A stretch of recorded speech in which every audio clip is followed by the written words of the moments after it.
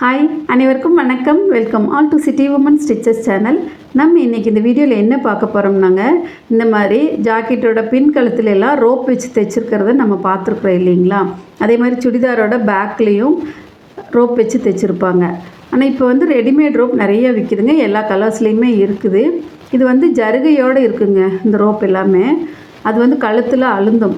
நம்ம ப்ளவுஸுக்கு கான்ட்ராஸ்ட்டாவோ இல்லை சுடிதார் டாப்புக்கு கான்ட்ராஸ்ட்டாவோ நம்ம அந்தந்த துணியிலேயே தைச்சி போட்டுக்கலாங்க. அது எவ்வளோ ஈஸியாக தைக்கலாம் அப்படின்னு சொல்லி தான் இன்றைக்கி இந்த வீடியோவில் காமிக்க போகிறேன். வாங்க வீடியோக்குள்ளே போகலாம்.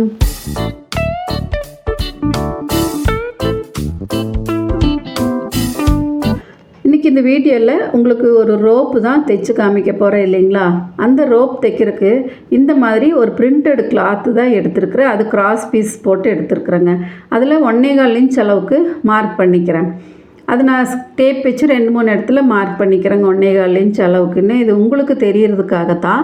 நான் அப்படியே ஸ்கேலில் டைரெக்டாக வரைஞ்சிருவேன். இப்போ இதை 3 பாயிண்ட்டையும் ஒன்றா சேர்த்து நான் கட் பண்ணி எடுத்துக்கிறேன். இல்லை நீங்கள் டைரெக்டாக ஸ்கேல்லையே வரைகிற மாதிரி இருந்தாலும் வரைஞ்சிக்கலாம்.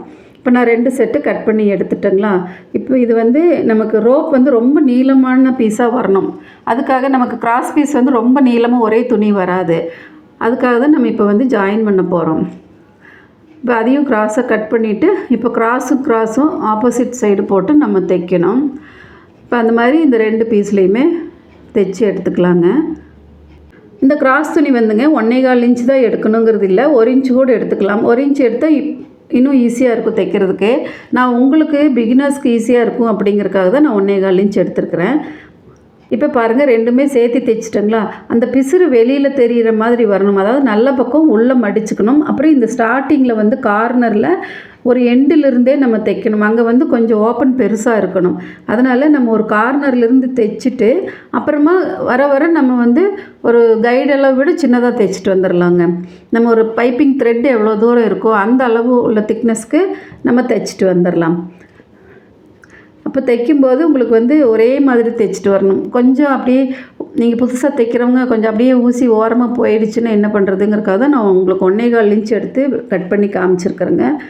இப்போ 2 பைப்பிங்கும் அந்த மாதிரி நம்ம தைச்சிக்கலாங்க. அது அந்த பைப்பிங் த்ரெட்டு எப்படி இருக்கும் அந்த அளவுக்கு, அதை விட கொஞ்சம் பெருசாக இருக்கும் அந்த அளவுக்கு நம்ம தைச்சிக்கலாம். இப்போ பாருங்கள், 2 பீஸையுமே நான் தைச்சிட்டேன். இப்போ இது 1.25 இன்ச் எடுத்ததுனால சைடில் கொஞ்சம் துணி நிறையா இருக்கும். பார்த்திங்களா, இந்த சைடு கொஞ்சம் துணி அதிகமாக இருக்கும். அதை நம்ம கட் பண்ணிக்கலாம். நம்ம எவ்வளோ தூரம் தைச்சிருக்கிறோமோ அந்த அளவுக்கு வெளியில் துணி விட்டு நம்ம கட் பண்ணி எடுத்துக்கலாங்க. அப்போ தான் நமக்கு திருப்புறக்கு ஈஸியாக இருக்கும். இந்த சைடில் நிறைய துணி இருந்தால் திருப்ப முடியாது, உள்ளே போய் சிக்கிக்கும். அதனால் நம்ம எவ்வளோ தூரம் தைச்சிருக்கிறோமோ அதே அளவுக்கு நம்ம வெளியில் பிசுறு பாகத்தையும் விட்டுடலாம். இப்போ அதை கட் பண்ணிவிட்டு இனிதான் அங்கே மெயின். இது எப்படி திருப்புறது அப்படின்னு தான் பார்க்க போகிறோம். சரிங்களா. இப்போ பாருங்கள், இந்த மாதிரி எடுத்துட்டேன், நான் தைச்சி எடுத்துட்டேன் கட் பண்ணி. இப்போ இந்த பூ கோர்க்குற ஊசி இருக்குது இல்லைங்களா, அது கூட எடுத்துக்கலாம். அதை எடுத்துகிட்டு நூலை டபுள் நூலாக போட்டுக்கோங்க. டபுள் நூலாக போட்டு இப்போ அந்த ஊசியில் கோர்த்துக்கோங்க. கொஞ்சம் நம்ம ஹெம்மிங் ஊசியை திக்கானது கூட எடுத்துக்கலாம். ஒரு 5 இன்ச் அளவுக்கு நம்ம நூல் விட்டால் போதும். போட்டுட்டு இப்போ நம்ம அதை ஒரு சின்ன முடி போட்டுக்கலாங்க. ரொம்ப பெரிய முடி போடக்கூடாது, ஒரே ஒரு முடி மட்டும் போட்டுக்கலாம். போட்டுட்டு இப்போ பாருங்கள், அந்த நான் தைச்ச ரோப் கயிறு இருக்குது பார்த்திங்களா, அதை எடுத்துட்டு நம்ம ஒரு பக்கம் அகலமாக தானே தைச்சோம், அந்த அகலத்தில் விட்டு இந்த மாதிரி ஒரு 1/2 இன்ச்சுக்கு உள்ளே விட்டு 2 தையல் போட்டுக்கலாங்க. ஊசி உள்ளே விட்டு எடுத்துக்கலாம். இந்த மாதிரி எடுத்துட்டு இப்போ இது இந்த துணியெல்லாம் உள்ளே போயிருக்கும். இப்போ என்ன பண்ணணுன்னாங்க, அந்த ஊசி இப்போ குத்துனீங்களா அதை அப்படியே ரிவர்ஸ் பண்ணிக்கோங்க. அந்த நூல் கோர்க்குற இடத்த துணிக்குள்ளே விட்டுருங்க. துணிக்குள்ளே விட்டுட்டுங்க ஊசியை ஒரு கையில் பிடிச்சிக்கோங்க. பிடிச்சிட்டு அப்படியே அந்த மேலே இருக்கிற துணியை அப்படியே சுருக்கிட்டு வாங்க. சுருக்கிட்டு வர வர கீழே உங்களுக்கு துணி அதிகமாகிட்டே போகும். அதை நீங்கள் ஒரு கையில் இழுத்து விட்டுட்டே வாங்க. இழுத்து விடும்போது நீங்கள் அந்த ஊசியை மட்டும் விடக்கூடாதுங்க. ஊசியை ஒரு கையில் பிடிச்சிட்டே இருக்கணும். பிடிச்சிட்டு நீங்கள் கீழே அந்த துணி இழுத்துட்டே வந்தீங்கன்னா நம்ம உள்ளே ஃபஸ்ட்டு குத்துணும் பார்த்தீங்களா, அந்த குத்துன துணி அப்படியே உள்ளே வந்துடும். அப்படியே உள்ளுக்குள்ளே அப்படியே ஒரு பைப்புக்குள்ளே வர மாதிரி அப்படியே வந்துட்டுருக்குங்க. ஒரு டனலுக்குள்ளே போனால் எப்படி இருக்கும் அந்த மாதிரி அந்த நம்ம ஊசி குத்துன இடம் உள்ளே வந்துடும். இப்போ நான் இப்படியே தள்ளிகிட்டே இருக்கிறேன் பாருங்கள். தள்ள நம்ம இழுத்துட்டுட்டே இருக்கணும். இழுக்க இழுக்க தான் அந்த உள்ளே இருக்கிற கயிறு அப்படியே வந்துகிட்டே இருக்கும். அது உங்களுக்கு இழுத்து அப்படியே காமிக்கிறேன் பாருங்கள். இந்த மாதிரி ரோப் எல்லாங்க சிந்தட்டிக் மெட்டீரியலை திருப்பும்போது ரொம்ப நல்லா வருங்க. ரொம்ப சன்னமான ரோப் வரும். அது பார்க்கவே ரொம்ப அழகாக இருக்கும். இப்போ ரெடிமேட் ரோப்பெல்லாம் ரொம்ப திக்காக இருக்குங்க. அது போட்டாலே கொஞ்சம் முதுகெல்லாம் அரிக்கிற மாதிரி இருக்கும். ஏன்னா அதில் ஜருகு நிறையா வர்றதுனால அந்த மாதிரி இருக்கும். இந்த மாதிரி துணியில் தைச்சி போடும்போது கூலாகவும் இருக்கும், பார்க்குறக்கும் ரொம்ப அழகாக இருக்கும். இப்போ ப்ளவுஸ்லேயோ இல்லை சுடிதார்லேயோ நம்ம வெறும் ரோப் மட்டும் வச்சு தைக்க மாட்டோம் இல்லைங்களா? நம்ம அதில் ஹேங்கிங்ஸும் போடுவோம். பெல்லு தைச்சு அதில் ஹேங்கிங்ஸும் மாட்டுவோம். அப்போ இன்னுமே ரொம்ப அழகாக இருக்கும். அந்த மாதிரி பண்ணும்போது வெயிட் இல்லாமல் நல்லாயிருக்கும் போடுறதுக்குங்க. ரெடிமேடில் நம்ம பெல்லாம் வச்சு போடும்போது ரொம்ப தொங்கிட்டு நமக்கு வெயிட்டாக இருக்கும். இப்போ அந்த மாதிரி சாரீலேயோ இந்த மெட்டீரியலை தைச்சி போடும்போது ரொம்ப நல்லாயிருக்கும். இப்போ பாருங்கள், நான் ரோப் ஃபுல்லாக தைச்சி திருப்பிட்டேன். எவ்வளோ சன்னமாக வந்திருக்குது பார்த்தீங்களா?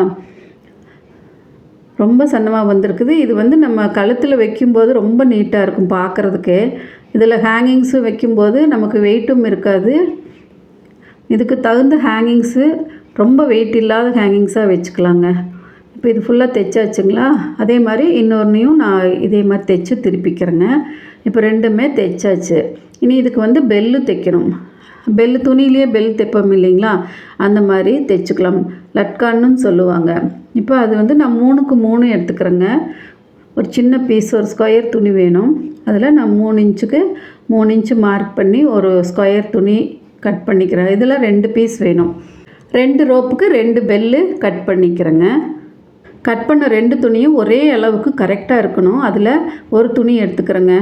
கூடவே ஒரு ரோப்பும் எடுத்துக்கிறேன்.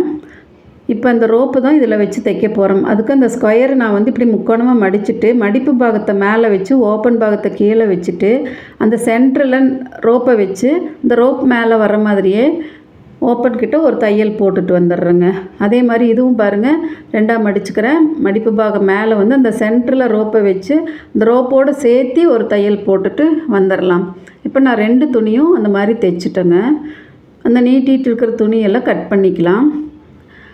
பிசுறு அதெல்லாங்க, அந்த பிசுறையெல்லாம் கட் பண்ணி எடுத்துக்கலாம். கட் பண்ணி எடுத்துகிட்டு இப்போ பார்த்தீங்கன்னா அந்த ரோப் அப்படியே இழுத்துட்டு அந்த பெல் இருக்குது பார்த்தீங்களா, அதை அப்படியே கையில் இழுத்துவிட்டா கீழே வந்துடுங்க. அப்போ அந்த நம்ம தைச்ச பிசுறு வந்து உள்ளே போயிடும். இப்போ ஒரு பெல் எடுத்துட்டேன் பார்த்தீங்களா, நீட்டாக வந்துடுச்சு. இந்த உள்ளே வந்து பிசுறு நீட்டிகிட்டு இருக்கும், அதை நம்ம கட் பண்ணி எடுத்துக்கலாங்க. இப்போ பாருங்கள், இந்த பெல்லையும் திருப்பிட்டேன். இப்போ சூப்பராக 2 பெல்லுமே ரெடி ஆகிடுச்சுங்க. நம்ம அந்த பிசுறு தெரிஞ்சிச்சுன்னா அதை லைட்டாக ட்ரிம் பண்ணி விட்டுறலாங்க. இப்போ இதுக்குள்ளே நம்ம ஹேங்கிங்ஸ் ஏதாவது வேணாலும் தொங்க விட்டுக்கலாம். இப்போ பார்த்தீங்கன்னா 2 பெல்லும் சூப்பராக ரெடி ஆகிடுச்சுங்க. நீங்கள் ஊசி வச்சு திருப்பினா அவ்வளோ நீட்டாக திருப்பிட்டு வந்துடலாங்க. இதுதான் நம்ம இனி வந்து நெக்கில் எப்படி வச்சு தைக்க போகிறோம், அதுவும் பிசுறு வெளியில் தெரியாமல் எப்படி தைக்கிறது வந்து நம்ம அடுத்த வீடியோவில் பார்க்கலாங்க. இந்த வீடியோ உங்களுக்கு பிடிச்சிருந்தா லைக் பண்ணுங்கள், ஷேர் பண்ணுங்கள். நீங்கள் இன்னும் சப்ஸ்கிரைப் பண்ணாமல் இருந்தீங்கன்னா சப்ஸ்கிரைப் பண்ணிவிட்டு வீடியோஸ் எல்லாம் பாருங்கள். இந்த வீடியோ பற்றின உங்கள் கமெண்ட்ஸ்கள் எல்லாம் கீழே கமெண்ட் பாக்ஸில் சொல்லுங்கள். நீங்கள் பிகினர்ஸாக இருந்தால் இந்த மாதிரி கயிறு வந்து நீங்களே தைச்சி திருப்பி பாருங்கள், சூப்பராக வருங்க. மீண்டும் இதே மாதிரி இன்னொரு வீடியோவில் சந்திக்கலாங்க. அது வரைக்கும் நன்றி, வணக்கம்.